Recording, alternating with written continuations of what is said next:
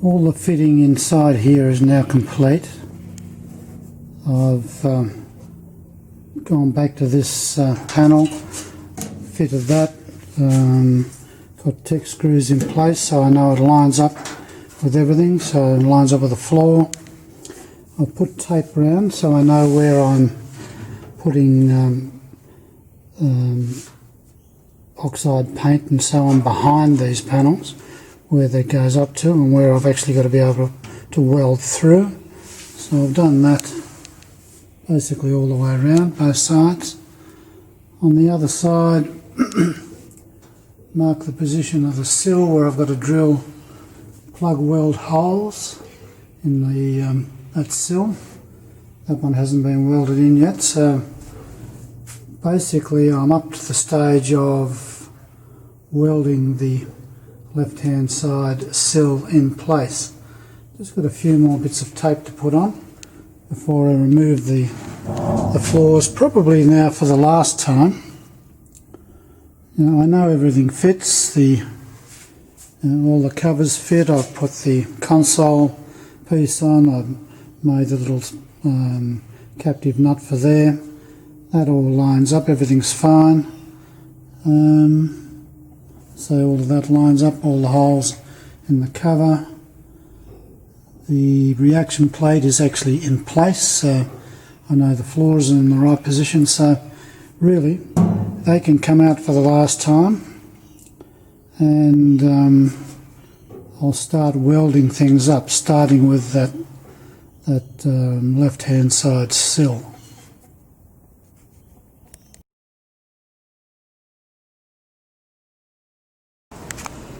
I'm almost ready to weld this sill back on.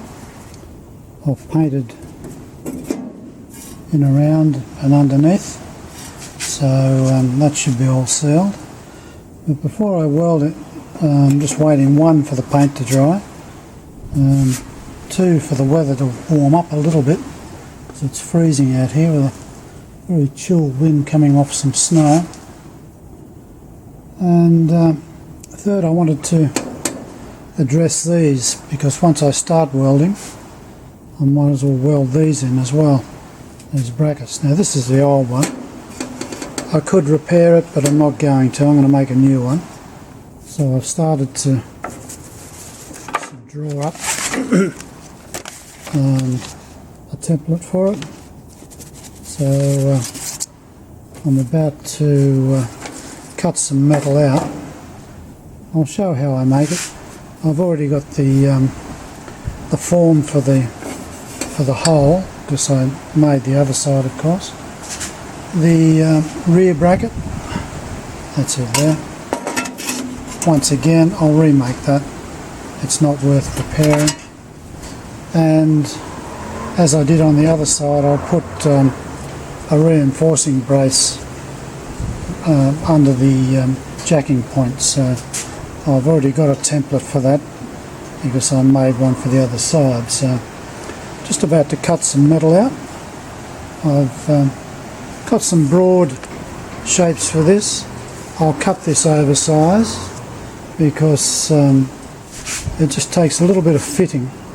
I mean, even this one, it was a little bit bent when I pulled it off. It doesn't quite fit flush with everything at the moment, even though the sill is in flush.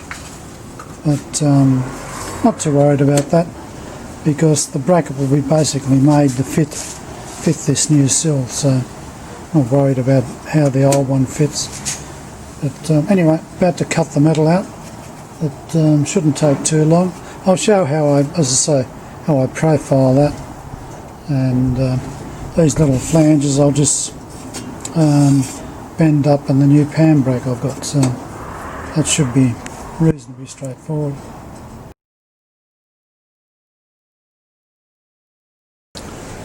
There's a bit of background wind noise and branches hitting on the roof, so you have to put up with that. It's been howling all day. This is the metal I've cut out from the template. The hole in the middle, and when you make it up you need to make sure that you don't cut the hole to the size of the hole in the brace, because you need enough left in the centre there to fold out or to fold over. So this is the actual finished hole in the brace, and this is the bit I've got to fold over.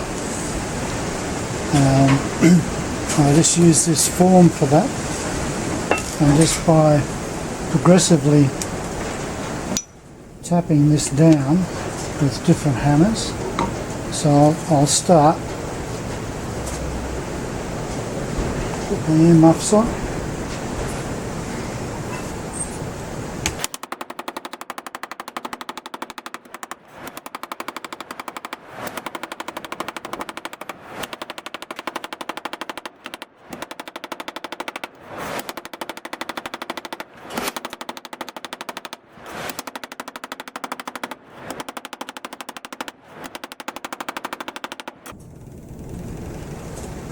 Now I'm not trying to take it all down at once.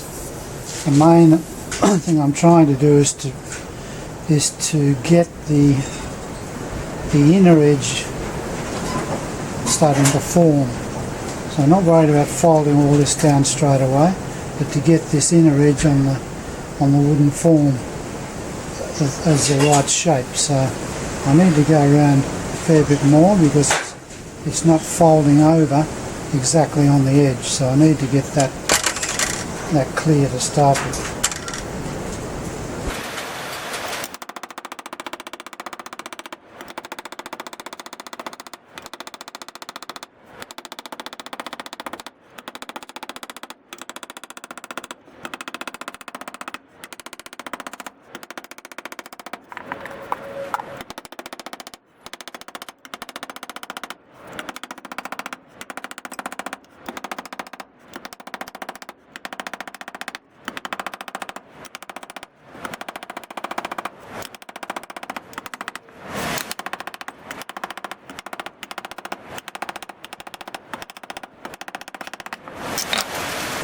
Now that's come down a fair way, starting to form. It's a nice edge around here.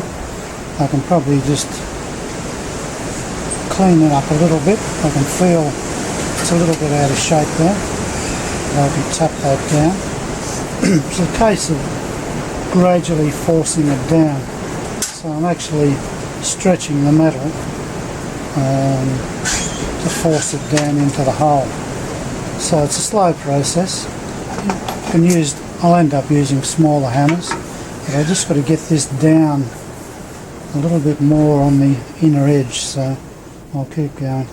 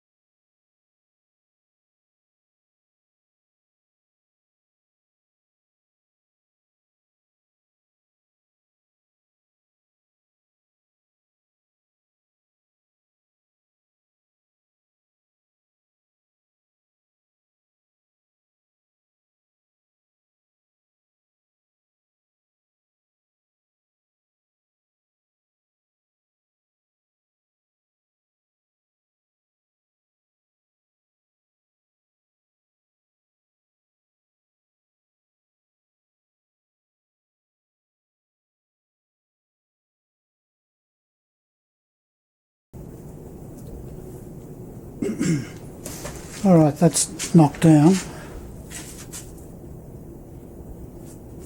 The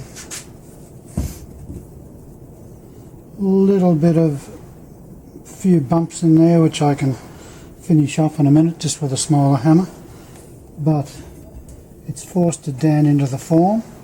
That's the finished hole, and that's the edge that comes out from the brace. You can see it's fitted around into the form there, And so just a few little ripples I've got to take out, which won't take that long. I can finish that, most of that on the form, and the rest of it I can just put it around probably a pipe out here and just smooth it off.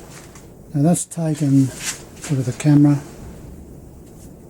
18 minutes. So it takes time and patience. The main thing is don't rush. So I'll leave that in the form because I've got to finish it off. But what I'll do is I'll finish that off with a smaller hammer just to make sure that is nice and smooth. Just a couple of bumps I've got to take out. Then I'll start folding up the rest of the bracket. Now here's the completed brace. Not too hard to do. I couldn't do it in the fan brake because of the piece of metal here, so I actually had to do it all by hand. Not a problem, just takes a bit longer. The tabs, I actually bent those with a pair of pliers, folded them over and then straightened them out on the block. So all in all, it worked out quite well. There's the original.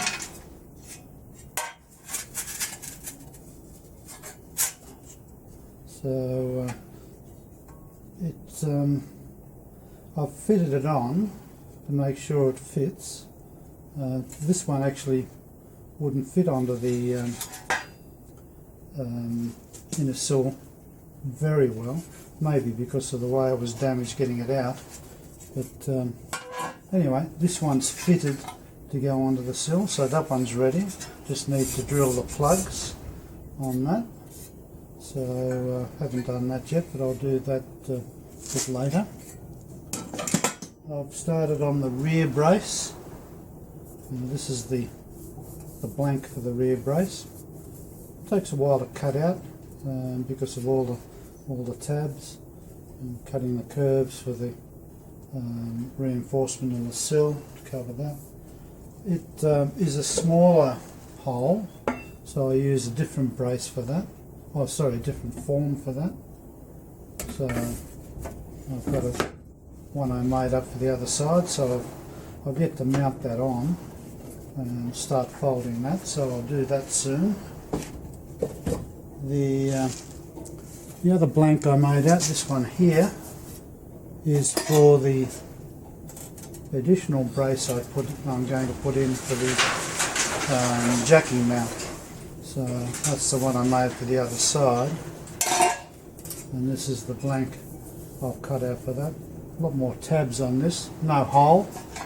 I didn't bother to put a hole in that because it's fairly narrow, so I've left that just as a solid piece. This one I can probably do in the pan brake, certainly these ones. The tabs I'll do by hand. I'll show how I do that. There's just an easy way to make sure it folds properly, but I'll show you when I do that. So that one's ready to start when I finish this one, of course. I won't show how I do this. It's the same as the other.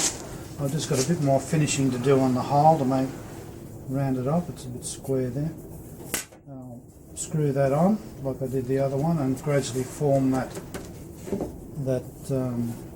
piece in there. So I'll force that into this hole. As I say, it's a smaller hole. This was for the other side, significantly smaller. But anyway, same process. It'll take a while to knock that down and clean it up, but so I've got to clean up the hole first. But I'll do that next. Here's the rear brace completed, and the original one. Not much left of that. I've just fitted this so I know everything fits as it should. Once again, I've got to drill the holes for the plug welds. So that's done.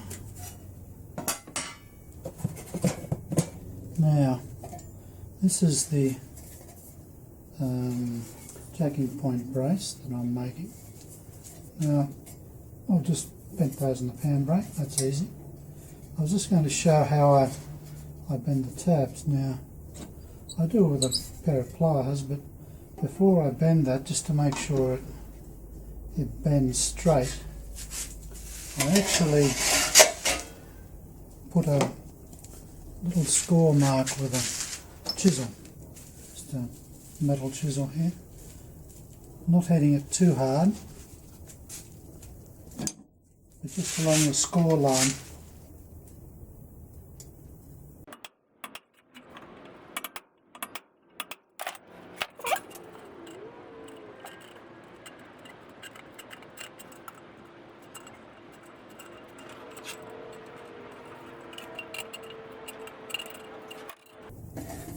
Just straighten them up a little bit.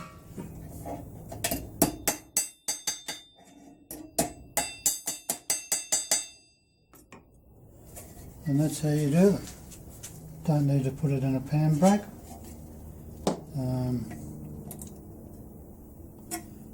They bend quite easily. It bends right along where you've put the, it's a little deeper score than a scoring tool. I mean, that just scratches the surface. This dents the surface a little bit. Just makes it easier to fold the metal. So I'll continue with that, and it shouldn't take too long to fold those down. These ones I'll probably fold down in the vise. Just put it with a line there and just bend it over, so they're not hard either.